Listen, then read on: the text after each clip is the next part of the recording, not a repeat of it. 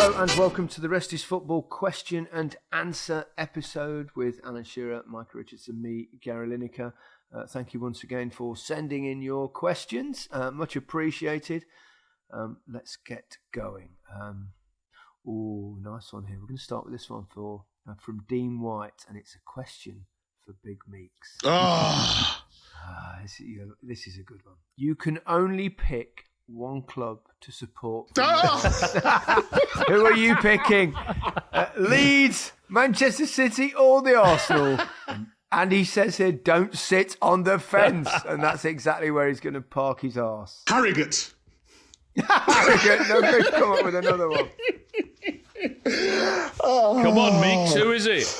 Come on. I mean, all right. Okay. Remember who pays you. All right. Oh, my God. City. There you go. City. If in doubt, go where the cash is. Bonito. They saw me standing alone without a dream in my heart, without a love of my own. Blue, come on! City! Dear, I know that's not true deep down in his heart. A question from Simon Lilybury. Why are there 2 coin tosses for every penalty shootout, especially at Wembley? You should either choose the end the pens are taken or get to take first, not both. You are handing a massive advantage to one side if they win both coin tosses, and it is never discussed. Is that a good point? Do you think it makes that much of a difference that you're shooting at the end where the other supporters are? I mean, I don't. It wouldn't to me. I don't know. Me neither. It wouldn't affect me. And also, I think it's interesting because everyone thinks going first is better in a penalty shootout, but I don't think stats over time support that. I used to always want to try and go first, because I always felt if you go first and you score, it just puts that little bit more pressure on. But I don't know whether it makes any difference or not. I couldn't get some stats though that the data has shown there is an advantage going first. Roughly 60% of sides that go first win. So, I mean, it is a pressure penalty when you go in second, isn't it? Fucking hell, you've done your homework for once, haven't you? I'm impressed, Meeks. I'm impressed. Always for you boys, you know that. 60%, Micah. 60%, okay. Correct, yeah. Interesting. I think Simon's got a point, though, because you know, if you choose to go first, you should probably go to the end that you don't want to. Or what do you think? Does it make any difference? Flipping a coin's fair, though, isn't it? You know, it's both. If you're doing 2 coin tosses, it's probably the fairest way to do it. Would you not say? But I understand his point, having both. But it's done fairly, isn't it? Yeah. So I understand his point, but I think the toss is fair. Well, it's the same thing you could argue at the beginning of the game, isn't it? I mean, it's the most meaningless kind of thing at all, is which, you know, when you toss the coin at the start of the game, if you choose to have the kickoff, the other side gets to choose the end. Yes. I presume that's still the case, isn't it? Having not played the game for 30 years. It's something I've never really taken much notice of. It's kind of a fairly futile exercise. Just decide which way you kick, because both sides are the same, aren't they? Except you like to kick towards the Gallagate, and Liverpool like to kick towards the Kop in the second half. Kicking towards the Kop, yeah. Very easy question for me to answer. I'm not sure about you two. From Quillette, what's the best goal you've ever seen scored against you? Easy. Diego Maradona's second goal, not the one he punched in the net. His second goal against England in the Azteca quarter-final of the World Cup. Unbelievable. God, I don't think I've ever had that question before. Great question. Yeah, I don't think I have as well. Easy to answer for me because of that. It was so staggeringly good. Easy to answer for me as well. Wayne Rooney, we all know that. Wayne Rooney's, yeah. I was thinking of Rooney one as well. Maybe the one that Rooney scored against you, Alan, wasn't he, when he was complaining at the referee? The volley, yeah, that's right. Unbelievable strike that I was. was stood right behind that, 10 yards behind it, looking at it thinking, oh my God, it's going in. No. And it was sort of bent. Yeah, that was an unbelievable volley, yeah. Yeah, probably that When he ran past you, did you go, oh, no, that was a good goal, Wayne? I did, yes. I think I said it slightly more choice words, Gary. What did you say? Go on. I think I told him to fuck off. Oh, brilliant. Question from Gerald Lepkowski. Have you ever cried as a supporter at a football match? And what was the context? I cried when I missed that penalty against Brazil. I didn't actually, I laughed. I definitely cried when Leicester won the league. And I definitely cried when Leicester won the FA Cup, as Alan was right next to me. And I had to hand to Alan. I went, Alan, help, because I couldn't speak. Because I thought my dad suddenly, and he'd watched Leicester play in 4 FA Cup finals, and he'd died a year or two before. And for some inexplicable reason during the coverage, I just said, I'm just thinking of my dad now, and he missed. And as soon as I said that, I welled up, and I thought, oh, God, I'll take over. And when they won the league, I cried. And I cried when Ranieri and Bocelli on the presentation day, and Bocelli was singing and Ranieri was next to him, singing Nessun Dorma, and it was, I went again there. That was in the office at Match of the Day. I cry a lot as you get older. I don't think I have. I can't remember myself, no. I'm waiting for Newcastle to win the FA Cup before I can't imagine you crying, Al. I don't know why. It's no, I don't think I have. Have you, Micah? Big Meats doesn't cry. Come on. No, I've not actually. Not at a game. No, I've not. I've cried when my old physio at Man City got cancer, and I came through the academy and was in a room before I was about to go out for a match, and it got addressed to us. And I think that's the only time I've cried in football, actually. But it was just... And he recovered, and he's totally fine now. Robin Sadler. He used to be at Man United as well as physio, but not at a game, no. It is a very good question. You know, it's one of those. But Benadra Naim. Gazza or Wazza? Oh, man. Wow. Oh, man. Oh, it's a tough one, that, isn't it? I've got to say Wazza. I have to say Wazza from my generation, and because of the longevity. At one point, he was England's highest scorer, wasn't he? And until he got overtaken, he was Man United's all-time scorer as well, wasn't it? I think we've got to say Wazza. I have to say Wazza. Well, for balance, if you're saying Wazza, I'm saying Gazza. All right, in that case, I'll go Gazza. On this point, I mean... I know, yeah, that's tough. Eh? They're very similar in many ways, you know, in terms of their ability. Gazza was probably more of a dribbler, and Gazza would, you know... And may I announce that that we're due, and we're very hopeful that we'll be talking to Gazza on the podcast in the very, very near future. So therefore, I should probably say Gazza. And I played with him, obviously, for club and country, and an extraordinary human being. In terms of pure talent, as good as anyone I ever played with. But having watched Wayne Rooney as well, different skills, different abilities, but kind of similar personalities in some way, but both wonderful players. So yes, Wazza. Can you tell him when he comes on the pod that my name is Micah, not Miguel? You can tell him. I'm not telling him. I've got a question from Jet, which is primarily to me. Apologies, chaps. I've just returned from an incredible trip to Japan, including Nagoya, which I enjoyed. I was wondering if you could tell us a bit about your time in Japan. What was the day-to-day experience like, e.g. the culture, food, language, style, lifestyle, etc. Thanks.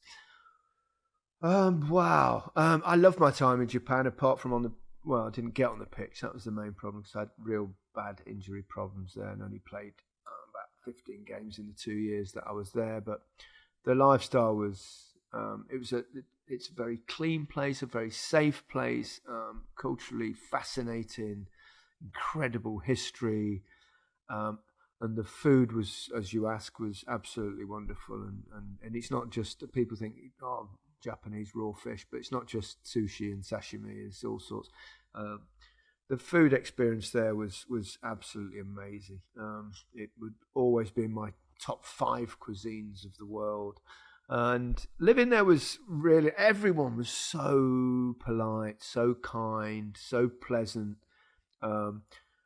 Actually, the football side of things, it was a new league at the time, so it's, but the enthusiasm for it. And have you ever been to a schoolboy international at Wembley in the old days and when they used to, it was basically all school children in the crowd, and it was kind of high pitched and a lot of squealing and stuff, and it was very much like that. There was a lot of kids and young girls and a lot of excitement. You were treated like the Beatles when you were a player. Just getting screamed at all the time, which was a bit mad. But I love my time there. It was really great, and it's absolutely, if ever you get a chance, anyone to go to Japan, take that opportunity. Fabulous experience. And what about the language? Come on, did you learn the lingo? Honnos goshi dake. What does that mean? That means he made an absolute fortune. A little bit, yeah. That's all he thinks about, isn't it? Sorry, Gary, what does that mean? That meant a little bit. Okay. I could survive when I was there. I could tell, I could ring up and book a restaurant and tell people, I could get by, be polite. Couldn't have a proper conversation. It's very difficult, but tried my best. Also, when I lived there, I was in an apartment. We had like a 2-bedroom little apartment, and I was there for 2 years, and it was really nice, really pleasant. And then I left, and actually Arsene Wenger joined Nagoya after I left, and had great success there eventually, which to me showed how good he was, because when I left, I think we were near the bottom. Don't blame me, I was injured anyway. So, and then Arsene Wenger came in, and then I read David Dean's book, and he talked about when he signed Arsene Wenger from Nagoya Grampus 8, and he told the story that they were kind of negotiating and talking via fax in those days, which is what it was. And David Dean said every time the fax came through, it had my name on the top, because Arsene Wenger went into my apartment and obviously used my fax machine, didn't even buy his own bloody paper. And he had my name on every fax at the top of it. So, brilliant. Amusing little anecdote. Yeah. I've got a question here from a certain Alistair Campbell. Now, I'm pretty sure that is the Alistair Campbell, co-host, of course, of the Rest is Politics, one of our sister podcasts. Alistair says, and it's not even about Burnley, which I'm surprised. He said, why can't football learn from rugby league and make VAR part of the spectacle for the people in the stadium by letting them see what the VAR sees when they see it?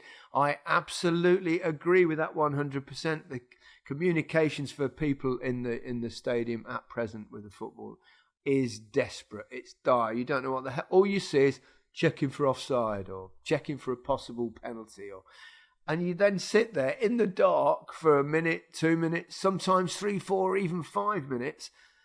And it's hopeless. I mean, it's bad enough even watching on TV, you don't get that much feedback, but at least you can see the television's replays and stuff. But in the ground, where people pay their money, I just think it's a very unsatisfactory experience. I think that'll come.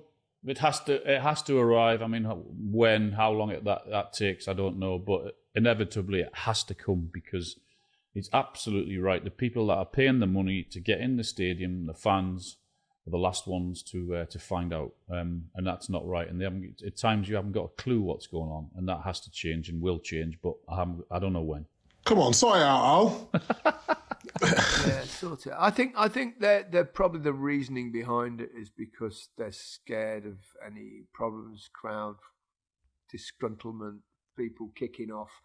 if the decision goes against them and something they can say. I think that's probably their defence. But I don't buy that now because people will know pretty quickly anyway with social media, etc. If they've messed up. Yeah, but the debate, I agree with both of you. It should be on screens. Fans shouldn't be the last to know what's going on. But that's going to create a wider debate, though, don't you? Across social media, that everyone's going to be hanging on to every single word what has been said, and it's going to be used to advantage for one person and a disadvantage for another. That's the thing I can think of why they've not. Here's a good one, Micah. What is it?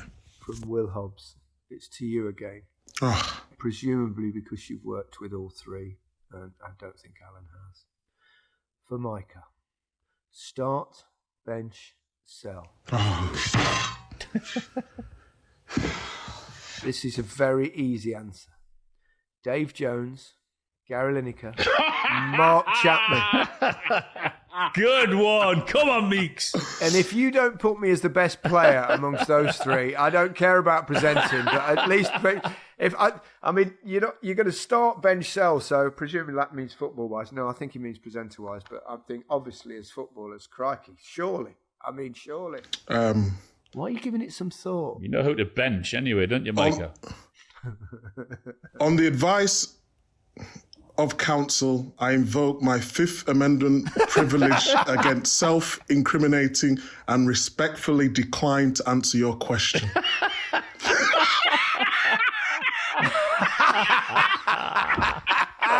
Good, I'm glad you did that. Can I ask you the same question? But it's just purely as footballers. What now? You still be on the bench. On the advice of counsel, I invoke my Fifth Amendment privilege against self-incrimination and respectfully decline to answer your question. Okay. Brilliant. There's no way in a million years I'm answering that. Not a chance. I'm on the fence. I don't care. Give me some lube or whatever I need to sit on the fence. Not lube? Some lube? What fucking fence are you sitting on? I get to be oiled up. I don't care. I'm not answering. I'm on the fence and I don't care. The podcast has reached a new low. Oh, give me some lube. A new bottom, dare I say. Oh, God. I think we need to move on quickly. Johnny asks, do you think due to Poch's charisma and friendship with pundits, presenters, means he gets an easy ride? I feel he has avoided any real criticism on how he sets up the team due to people's focus on the recruitment policy at the club and his friends in the media. That is a great question.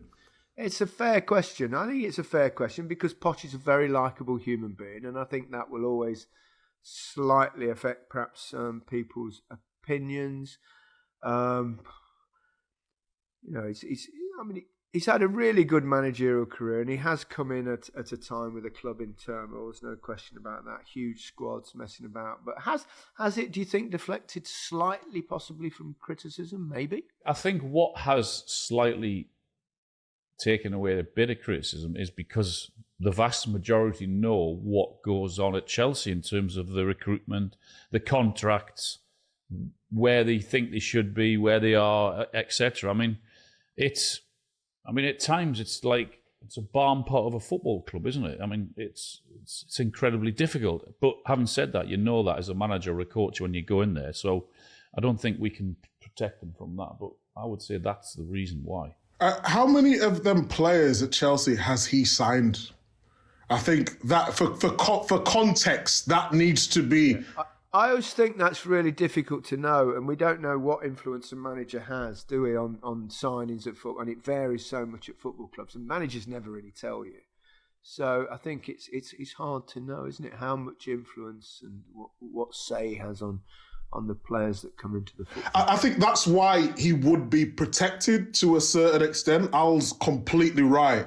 if we're talking about the owners all the time and spending so much money, and then we're asking ourselves, how much influence can a manager have on that side of it? So then you take that into context for the overall opinion. Of course it does help. He worked with us at the BBC, at the World Cup. He was a lovely man, knows the game really well.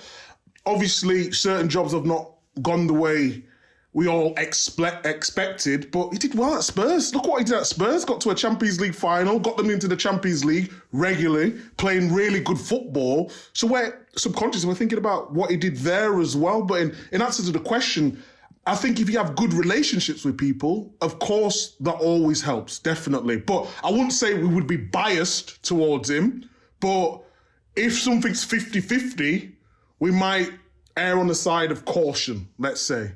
Indeed. Question for Alan from Tom Reagan. It was rumoured at the time that when Newcastle signed Big Dunk, it was on Alan's recommendation, as he thought they would be a good partnership. Is this true? Also, what was Dunk like as a partner and a bloke? No, that wasn't true. I mean, I didn't get asked about him at all. But having said that, he was an unbelievable player and a great lad to have in the dressing room. And you could see, standing in the tunnel, that some defenders were absolutely petrified of him. They were scared to even look at him at times, such was the aura around him and his personality. But he was a great lad. Is a great lad. And he was a brilliant player. Just injuries. He just had too many injuries. He was quick, very good touch technically. I mean, he was unbelievable in the air when crosses were coming into the box. Yeah, and he had the fear factor. There were so many defenders that were scared of him. Was he as aggressive as people say? Or that was he? Yeah. He's a hard man, wasn't he? Yeah, he was a hard man, but you know what? He was a really good, fair man, and he got on with everyone. There was nothing big time about him. He was just normal. So he'd only knock you out if you were out of he would order. just give you the death stare, and that was enough. If he stared at you, that was enough. You just backed off. Really? He was a great lad. Most red cards in the Premier League. Yeah, I don't think his style would go down too well in the Premier League today, do you? A question from Darren Williams. A question for all of us. Which England players from the Euro 96 team would you put in your current England team? For example, I would swap Pickford for Seaman. Like Micah, this podcast has burst onto the scene and I'm loving it. Well, thank you, Darren. I would have David Seaman in without a doubt, yeah. And yourself you put in, obviously, ahead of Harry Kane, even though his record's way better than yours.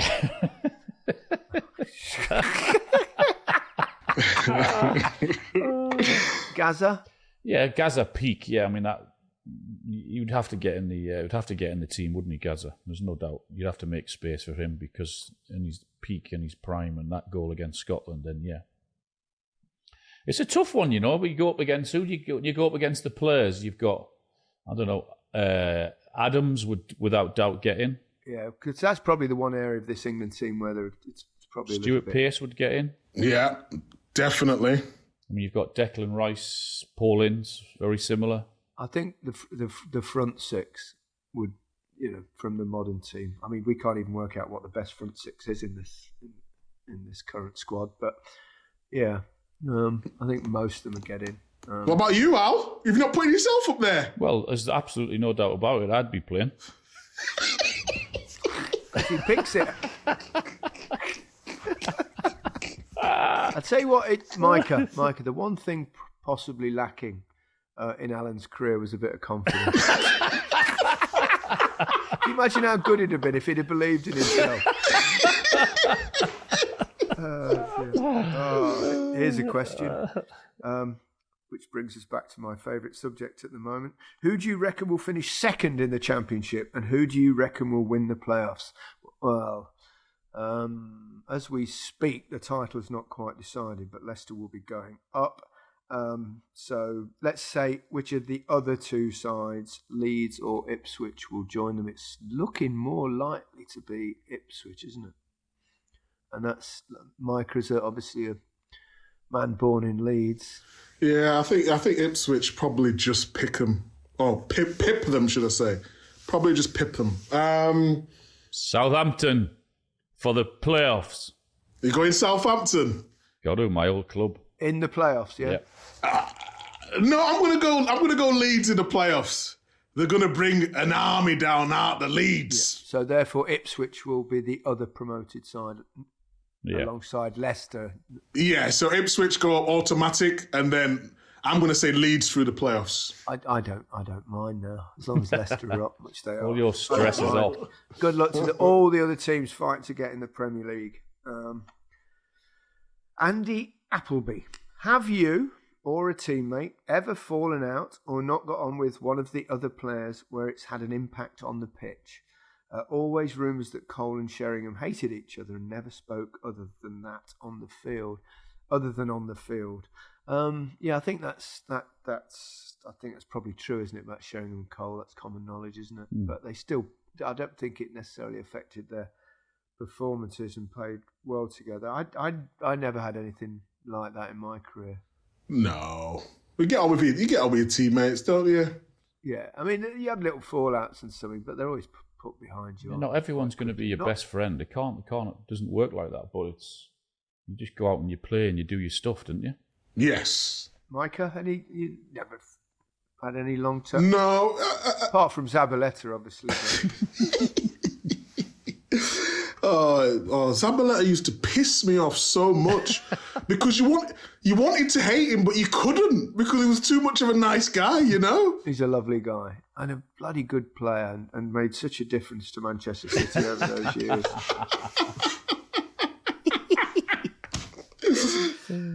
Here we go. Final question.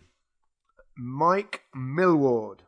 Is Ollie Watkins being overlooked for Player of the Year, as I don't ever hear him being even mentioned as a possibility? Well, he should certainly be in the final six, I would say. He's had an absolutely brilliant season. In terms of his goal involvements, He's up there with the top players right across Europe. He's consistent. His finishes improved immeasurably this season. It has to be in contention because it's quite open, isn't it? It's quite open this season. There's no absolute obvious. People like, Foden, Odegaard have had absolutely brilliant seasons. Declan Rice. Saliba, Rodri. Probably come from Manchester City or Arsenal, will it? You would think it would come from whoever wins it, but Ollie Watkins, has to have a shout. He has to be up there you're right, top 5 or 6. There's no doubt about it. He's had an unbelievable season, goals, assists. Yeah, definitely. I think the voting's about due, and I do vote at the Football Writers one. Yeah. And I think I'm going to give it to Phil Foden. Agreed. But Watkins has been sensational too. Yep.